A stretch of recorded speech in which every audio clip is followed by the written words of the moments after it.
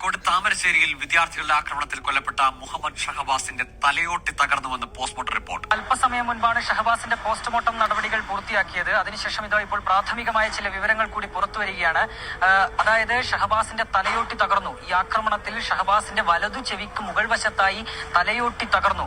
അതും ഈ ശക്തമായ ചില ആയുധങ്ങൾ ഉപയോഗിച്ചുള്ള ആക്രമണത്തിലാണ് ഇത്തരമൊരു പരിക്ക് പറ്റിയതെന്നുള്ളൊരു കണ്ടെത്തൽ കൂടി നിലവിൽ പുറത്തു വരുന്നുണ്ട്. നമ്മൾക്കറിയാം, ഇന്നലെ തന്നെ നഞ്ചക്കുൾപ്പെടെയുള്ള ആയുധങ്ങൾ ഉപയോഗിച്ചാണോ ഈ മർദ്ദനം എന്ന കാര്യത്തിൽ പോലീസ് പ്രാഥമികമായ ഒരു സംശയം പ്രകടിപ്പിച്ചിരുന്നു. ഏതായാലും അക്കാര്യത്തിൽ ഒരു സ്ഥിരീകരണത്തിലേക്ക് ഷഹബാസിന്റെ ഹോസ്പിറ്റലിൽ പോയവരും പരിശോധിച്ച ഡോക്ടർ സ്വന്തം പിതാവിനോട് ചോദിച്ചു, ഇതാരാണ് ഇത്ര ക്രൂരമായി ഇവനെ മർദ്ദിച്ചത്? സ്വന്തം കൂട്ടുകാരാണെന്ന് പറഞ്ഞപ്പോ ആ ഡോക്ടർ തന്നെ ഒരു നിമിഷം ഒന്ന് പതറിപ്പോയിട്ടുണ്ടാവും.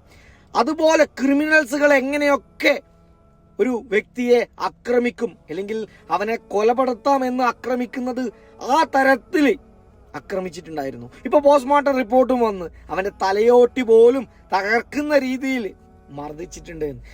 സാധാരണ അടിയായി അല്ലെങ്കിൽ ചങ്ങായിമാർ തമ്മിലുള്ള വഴക്കായി മാത്രമേ നമുക്കിതിനെ കാണാൻ സാധിക്കില്ല. അവനെ ക്രൂരമായി പല ആയുധങ്ങളും ഉപയോഗിച്ച് അവനെ വധിക്കാൻ വേണ്ടി തന്നെ ശ്രമിച്ച പല വോയിസുകളും എനിക്ക് പലരും അയച്ചിട്ടുണ്ട്. അതിലൊക്കെ പറയുന്നുണ്ട് അവനെ ഞാൻ തീർക്കുമെന്ന്. വളരെ ആസൂത്രിതമായി നിശ്ചയിച്ച ആക്രമണം തന്നെയാണ്. ഞാനൊരു കാര്യം പറഞ്ഞു, ഷഹബാസിനെ ഞാൻ കൊല്ലും. അത് ഞാൻ പറഞ്ഞ കണ്ണൊന്ന് പോയോ കിട്ടോ? ഈ കണ്ണൊന്നും ഇല്ല. കൂട്ടത്തില് മരിച്ചു കഴിഞ്ഞാലും വലിയ വിഷയമൊന്നും അത് കേസെടുക്കുമല്ലോ പോലീസ്. കേസുണ്ടാവില്ല, കേസ് തള്ളി പോകും. കാരണം ഒരേ ഇങ്ങോട്ട് വന്നത് നിങ്ങൾ എന്തിന്റെ വാശി പുറത്താണെങ്കിലും അവന് ഞാൻ അങ്ങ് തീർക്കുമെന്ന് പറഞ്ഞതുപോലെ തന്നെ അവനങ്ങ് തീർന്നു കിട്ടി. നിങ്ങളൊക്കെ ഈ 2K കിഡ്സ് എന്ന് പറഞ്ഞ് വൈബിന്റെ പേരിലും വാശിപ്പുറത്തുമൊക്കെ ഓരോന്ന് കാട്ടിക്കൂട്ടുമ്പോ ഇല്ലേ നിങ്ങൾ മനസ്സിലാക്കുന്നില്ല, പിന്നെ നിങ്ങളെ ജീവനും ജീവിതമാണ് നശിച്ചു പോകുന്നതെന്ന്. നിങ്ങൾ പറഞ്ഞില്ലേ കേസ് അതങ്ങ് തള്ളിപ്പോകും.